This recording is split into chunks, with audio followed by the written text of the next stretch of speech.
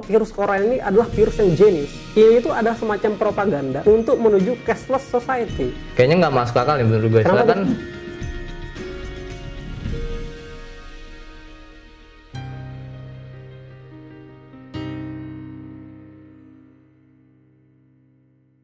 halo Sobat Pinpol, ketemu kita di podcast Pinter Politik. Kali ini di sini ada gue Ferdi. Gue Musfi. Di kesempatan ini kita akan membahas mengenai teori-teori konspirasi mengenai virus corona atau COVID-19. Nah, semenjak pertama kali virus ini ditemuin di Wuhan, COVID atau coronavirus ini udah jadi pandemi nih di dunia, terus jadi magnet tersendiri bagi orang-orang. Nah, yang lucunya nih, itu ada teori-teori konspirasi yang muncul mempertanyakan dari mana sih sebenarnya virus itu datang.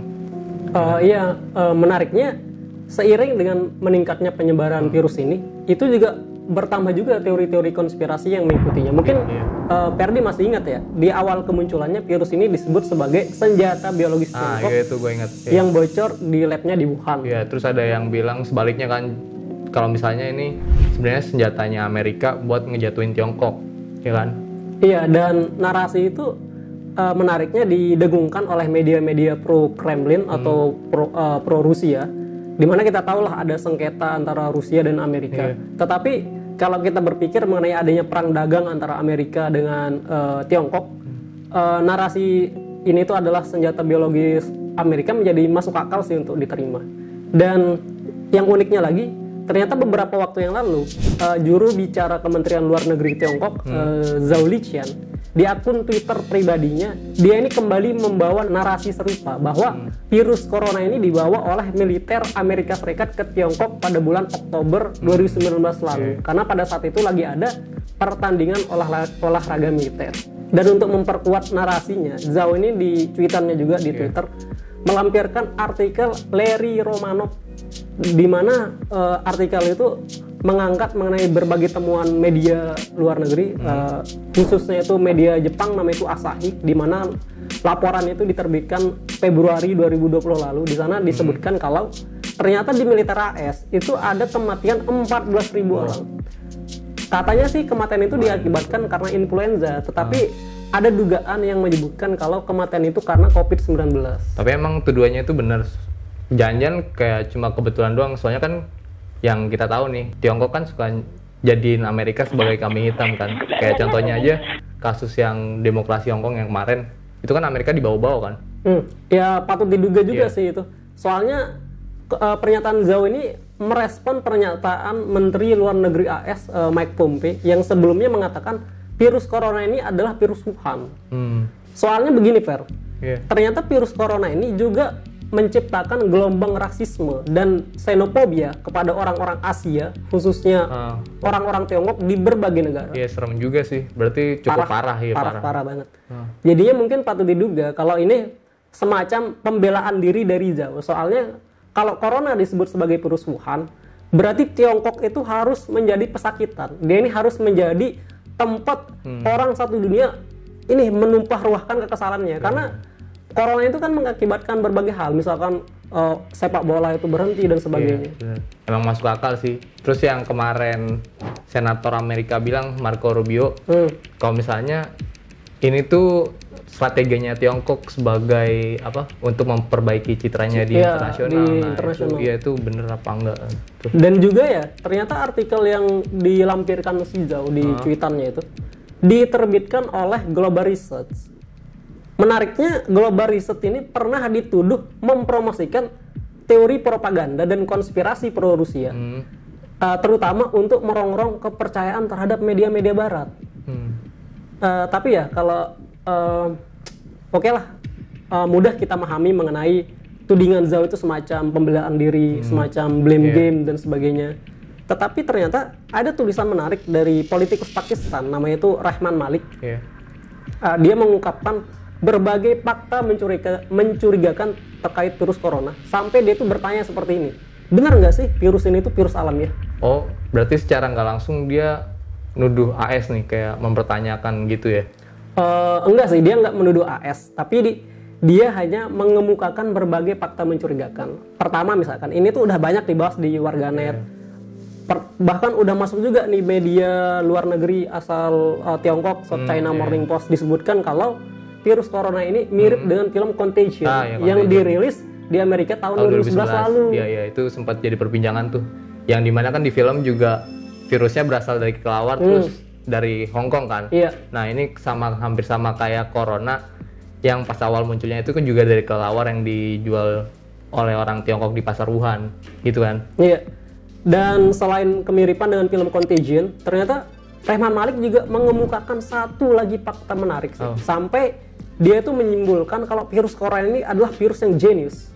Bahkan juga disebutkan sebagai political virus atau virus politik. Soalnya nih, ternyata ketika kita mempelajari, ada satu hal yang menarik mengenai virus corona. Ini pertanyaannya Rehman Malik juga sih. Dia bertanya, kenapa virus corona ini pertama kali terjadi di Wuhan? Kenapa harus di Wuhan? Kenapa nggak di mananya Tiongkok gitu, di utara kayak, di timur, di mana, di pesisir, atau mana lah gitu? Kenapa nggak di Beijing dan sebagainya, yang pusat pemerintahan? Kenapa harus di Wuhan? Ternyata setelah diteliti, Wuhan itu adalah tempat atau kota yang menjadi tempat persimpangan jalur kereta api yang menghubungkan kota-kota besar di Tiongkok. Dan juga di Wuhan itu terdapat bandara satu-satunya di Tiongkok Tengah yang memiliki akses langsung ke 5 benua.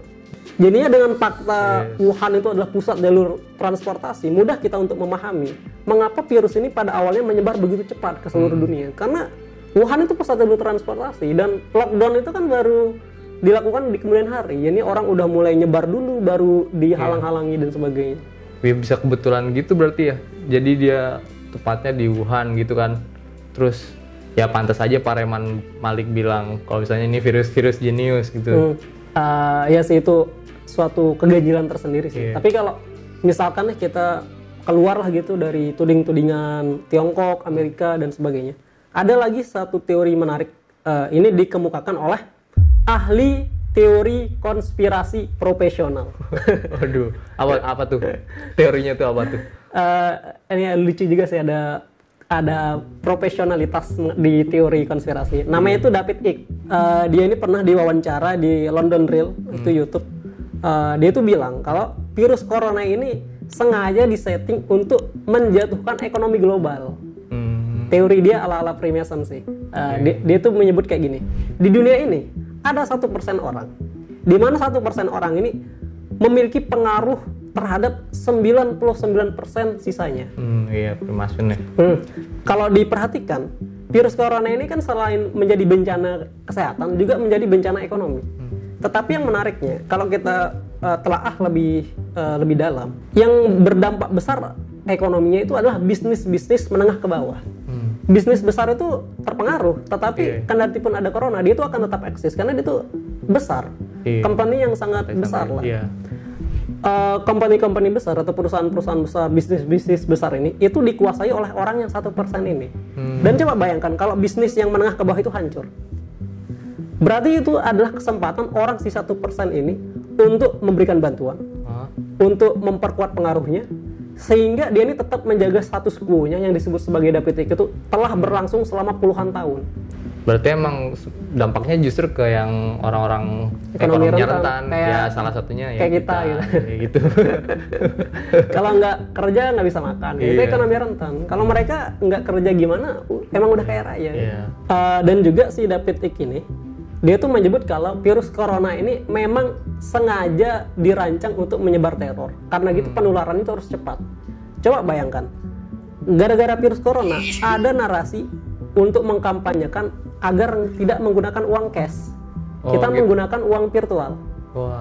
Jadinya dia mengatakan ini itu ada semacam propaganda untuk menuju cashless society. Kita harus pakai uang virtual pokoknya. Iya sih, emang kadang kalau sekarang kan enak kemana-mana kan cashless ya. Jadi kayak mau beli apa tinggal transfer aja, jadi nggak usah ngambil duit. Kayak mau beli makan aja sekarang pakai uang virtual, terus diantar ojek online gitu kan. Dan juga Icke ini punya istilah-istilah khusus sih. Misalkan aja orang si 1% ini disebut sebagai cult atau kultus, atau seenggaknya mereka ini punya hubungan dengan kultus ini. Dan juga dia punya istilah yang menarik juga. Istilah dia itu menggambarkan kondisi masyarakat saat ini yang disebut sebagai The Hunger Games Society. Kayak film The Hunger Games ya. Film The Hunger Games. menarik sih teorinya. Dia kan bagusnya di ekonomi. Tapi ternyata ada juga nih teori konspirasi yang juga menitik beratkan di persoalan ekonomi. Di teori ini dia tuh menyebut sih kalau virus corona ini sengaja dilepas Amerika Serikat untuk menghancurkan ekonomi global supaya dolar bisa di-reset. Maksudnya di-reset nih kayak di restart kayak mulai dari awal lagi gitu. Iya, diatur ulang gitu. Kayak ngeribut HP. Di video teori konspirasi itu mengklaim kayak gini sih. Saat ini katanya fiat money yang ada di Amerika yang diatur oleh The Wall Street itu katanya nilainya itu 1000 kali lipat daripada nilai realnya. Jadinya kalau ekonomi global itu hancur gara-gara virus corona, Amerika itu punya dalih untuk meriset ulang dolar agar perbandingannya 1:1 lagi. Ya emang sih konspirasi banget. Cuma kan yang kita tahu kan sekarang Amerika gimana? Oh, kasus tertinggi Di kan? Dunia. Iya, berarti kalau kayak gini kayak misi bunuh diri dong, iya nggak sih? Kayak samurai Jepang kan yang bunuh diri, apalah gitu. Iya. Tapi ya jelas lah ini teori konspirasi dan sebagainya. Tapi gimana kalau kita mengubah sedikit sudut pandang?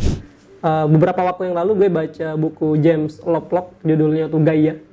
Dia ini menulis kalau Gaia ini adalah semacam kehidupan di bumi, di mana Gaia ini memiliki mekanisme tersendiri. Kalau misalkan bumi itu mau rusak, dia ini punya mekanisme gimana sih bumi ini nggak rusak gitu. Jadi ada mekanisme pertahanan, kayak imun tubuh. Oh, berarti kayak antibody gitu ya? Iya, kayak berarti antibody. Kalau antibody kayak kita apa dong? Kayak virus gitu ya?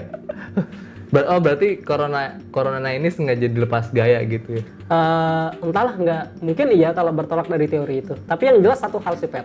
Setelah virus corona ini merebak di seantero dunia, ternyata tingkat polusi udara itu menurun. Iya. Berarti positif loh. Positif. Iya, ada positif. Dan juga kalau melihat sejarah, ternyata sejarah manusia itu lekat dengan pandemi, epidemi, wabah dan sebagainya. Misalnya Black Death, flu Spanyol, flu babi, flu burung, HIV, influenza dan sebagainya. Jadinya ada, kalau mengacu ke Gaia itu, ke teorinya Lovelock itu, apakah mungkin ini tuh cara Gaia atau cara bumi untuk mengurangi kepadatan manusia? Kayaknya nggak masuk akal nih menurut gue. Soalnya kan manusia kan padat di abad 20 kan. Apalagi habis revolusi industri sama perang dunia. Iya. Jadi kayaknya kalau misalnya dulu bumi pengen ngurangin manusia, kayaknya dulu kan nggak sepadat sekarang. Jadinya kurang masuk akal. Iya, kurang masuk akal sih. Bener juga sih. Ngapain bumi ngurangin penduduk, kan sebelumnya belum sepadat sekarang. Iya, nggak sepadat sekarang. Nggak sepadat di abad 20, abad 21. Habis itu gimana caranya bumi tahu kalau misalnya ini penduduk udah padat, iya kan? Iya juga ya. Nggak ada standarnya nih. Iya juga sih, fakta yang dibilang Perdi ini menjadi bantahan tersendiri sih atas teori ini. Tapi menariknya dengan kita ngebahas teori-teori konspirasi dari tadi, mungkin ada 4-5 teori itu menjadi bantahan tersendiri atas tulisannya penulis buku Sapien dan Homo Deus, Yuval Noah Harari. Dia ini menyebut kalau virus corona ini akan membangkitkan kembali kepercayaan masyarakat terhadap sains, karena sebelumnya terus dirongrong oleh teori-teori konspirasi. Ya, tapi tetap aja kayak buktinya banyak orang yang percaya kan, terus malah juga ada yang buat teorinya. Ya, tapi tetap aja ada aja orang-orang yang percaya teori konspirasi padahal tahu itu belum tentu benar ya kan. Nah, malah teori-teori konspirasi ini terus bermunculan. Ya udah, mungkin segini dulu aja podcast kita kali ini. Terus buat teman-teman pinter politik yang mau ngasih kritik ataupun saran, bisa langsung komentar di bawah ya. Apapun itu, akan selalu ada teori konspirasinya. Sampai jumpa. Bye-bye.